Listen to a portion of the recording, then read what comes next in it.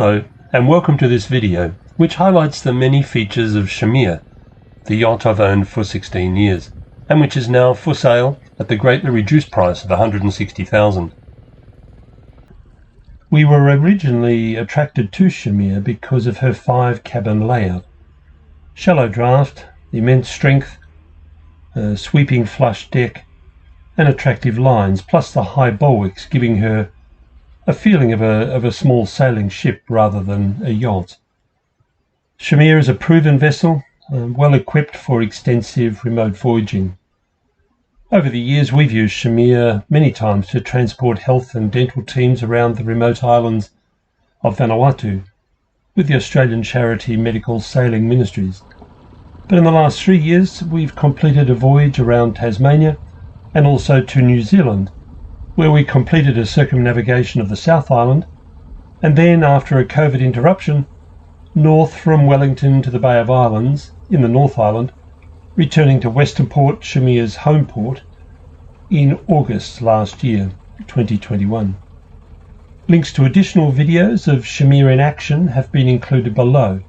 These will hopefully give you a feel of how she performs in a range of conditions, and maybe even inspire you to consider whether Chimere might be the right boat to help you achieve your dreams.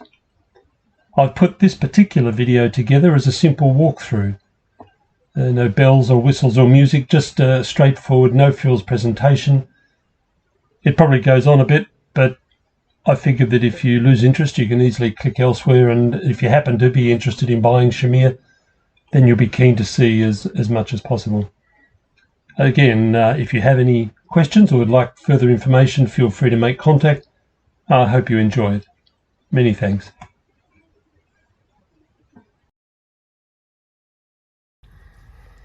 Here we're just moving forward on the port side. We've got the ladder which comes up along the side here.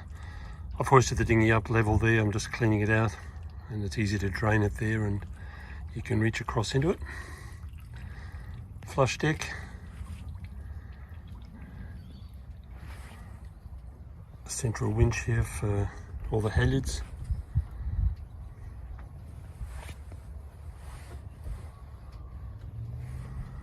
and each of the cabins has got a separate hatch, and there's a couple up the centre corridor.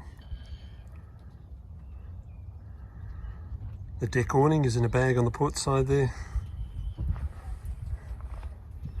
And the anchor well up here is full of all the necessary things. Looking aft, you see the flush deck. On passages, this dinghy can be easily positioned on the deck here, generally on the starboard side. We've had a larger dinghy than this also on the foredeck, which we put on the port side. There's still plenty of room to go up the middle. Down the starboard side, you see the 4 big storage boxes there in the middle on the coach house. And again, you can see there's a hatch for each of the cabins.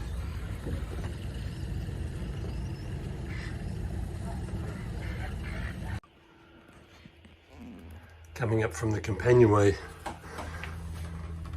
into the cockpit, we've got this very spacious and well protected enclosure here, and there's the helm, compass, and through the back here we've got access to the back ladder, which is there, just folds up into place here, and then we lift up the dinghy onto the back here. We'll show that shortly, but it's quite simple. It just winches up. There's a couple of winches here, one on each side, and engine controls down there, navigation controls. There's the wind, there's the depth, and also the chart plotter, the auto helm. And the chart plotter is here. It's got radar as well as the chart plotter, and the wind instruments show up on there as well as the head unit down there.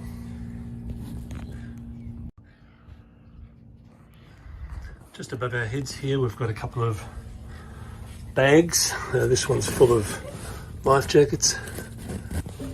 It's an awkward angle with one hand.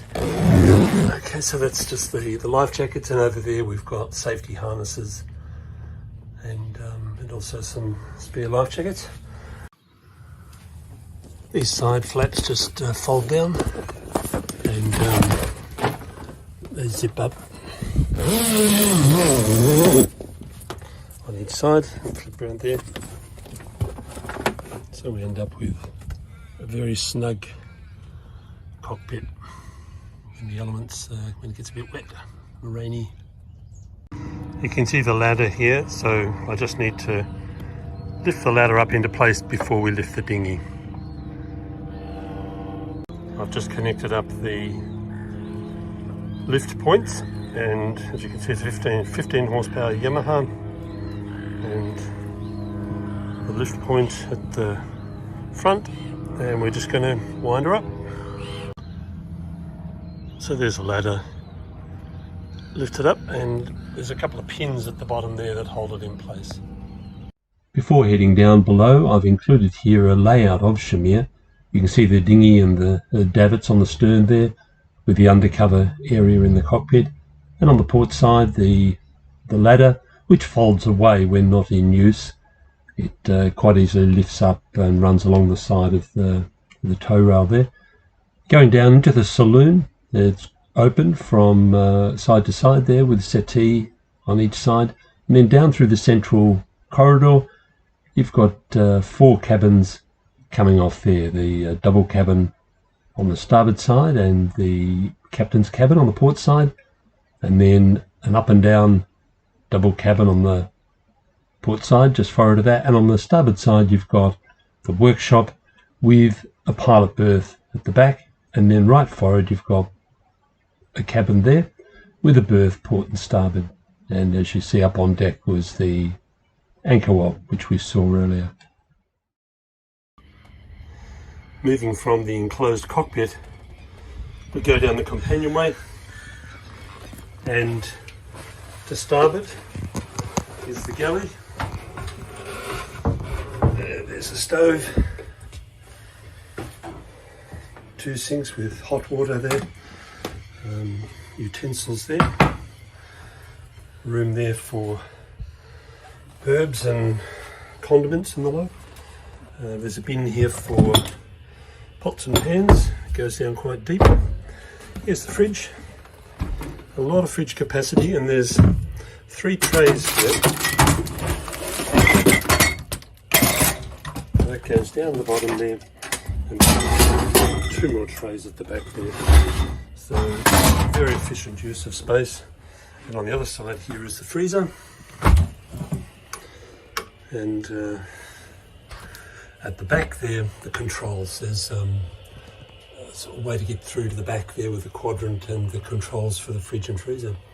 Here we've got the main engine controls, and here on the port side, chart table with charts underneath there. The saloon. The storage goes down here under the pilot berth here. It goes down there. Actually goes down on 2 layers, so it goes almost down to the bilge. You can store a lot of stuff there. The saloon seats again, under them, the storage. There's room here for 10 or so people to sit around, and there's a DVD TV player there. Air conditioner is under there, the inlet outlet vents, and here we've got a little more storage under the sink, and a little table there for someone to sit. Over here we've got many of the The controls, lights, toilet, navigation, and also the generator controls there, and the air conditioning controls. Over here we've got the bilge pumps and the bilge alarm, as well as the inverter. So that gives us 240 volts from the 12 volt batteries. That's a 2000 watt system when we're not running the main generator, which is about 6.5 kVA. And here are some switches that connect the batteries together or isolate them, and also the generator, and also the anchor well forward controls that one. Under here we've got the batteries. There's 3 200 amp hour batteries for the house and 1 200 amp hour for the engine. This section here also becomes a bunk, and we have a curtain that goes across here. So if you want to make that into an extra accommodation, you can. And this one here, this pilot berth at the back, is quite a comfy one, and there's a lee cloth there that comes up to give a bit of privacy, and the sound system at the back. We'll go forward now, and there's the corridor, and we'll go up there in a second. Here I've included a few extra diagrams. This one's the storage guide, so you know where you've put everything on board. And this one's the water diagram showing the 3 large tanks, and the water maker, and also the filler lines. And also you can see the shower and toilet, port and starboard up forward there. This one's the fuel one with 5 tanks totaling 1400 litres, and the engine uses around 3 to 4 litres an hour, so it's very efficient. Here we've got the through hole fittings, port and starboard. There's 8 on each side. Everything from the sink to the toilet to the air conditioner and so on. And up on deck, here are the filler ports for water and for the outlet for the toilet, etc. So you know where everything is. Here we go down the centre corridor to port. We've got the captain's cabin,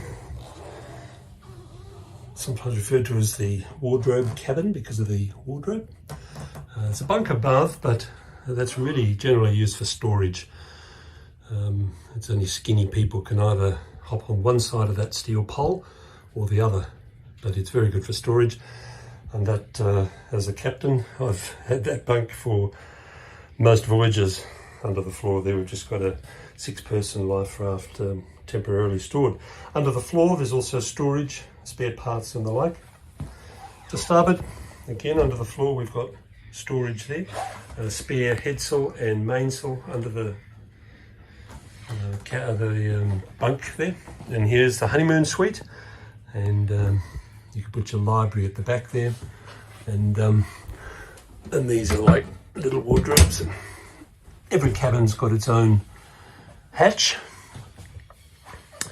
Over on the port side here we've got bunks top and bottom, plus another wardrobe there. And to starboard we've got our workshop, and here we've got all the spare parts that have been accumulated over the years, particularly for the remote voyages. It's always handy to have spare this and that. And also here's another berth, very comfy berth this one, and again underneath there's all the tools and stuff. Under the floor there's paint and maintenance gear. To starboard here we've got the shower and toilet, and this one's the electric toilet and the shower. And to port there's a manual vacuum toilet as a backup, or when there's too many on board and you need to go. And forward there's a berth, port and starboard, and again a bit of storage here, and these drawers underneath each bunk. So from the front looking aft down the corridor, under the floor here we've got the water maker and the toilet, tank I should say. So that's the engine, moving slightly forward. We'll lift up this floor. Oh. Then we've got the Pagura 6.5 kVA diesel generator. In fact, we'll start it up just so you can hear that. So the controls here, when it hasn't been started for a while, hold both the buttons down, and then after about 8 seconds let go the stop. So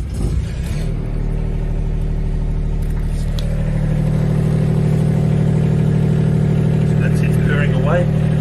We'll start without any load, and then we put load on once it's been running for a few minutes. But if we close everything up,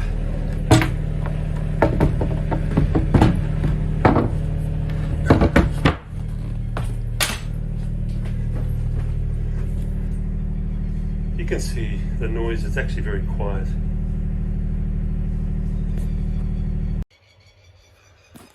To start the main engine, just make sure she's in neutral out in the cockpit, which I've done, and basically that's it. Just idling very low at the moment. What we can do is just go out in the cockpit in neutral, just give it a few more herbs, which I'll do now. With the gear lever here in the cockpit, we just pull that button out, that gives us neutral, and we just give it a few more revs. So now it's idling quite happily. And to turn the engine off, we've just got a stop cord there, and then just turn the key off. That's it. Here at the chart table, we've got the VHF radio, which has got AUS receiving and transmission. There is a very small inverter there, which we really don't use, and then the HF radio there, and emergency grab bag there. There's a heap of manuals and instruction booklets back there for all the various items on board. The backstay is the aerial. EPIRB. There's even a pack door modem there. We used to have Sail Mail on board, but we haven't used that for a long time because we use mostly sat phone, Iridium. Thank you for your interest, and certainly there's more I could have shown, in particular the sails. I've got a sail setting guide which I'm very happy to send to you, which gives a bit of insight into that. But again, thank you very much, and feel free to make contact should you require some more information. Thank you.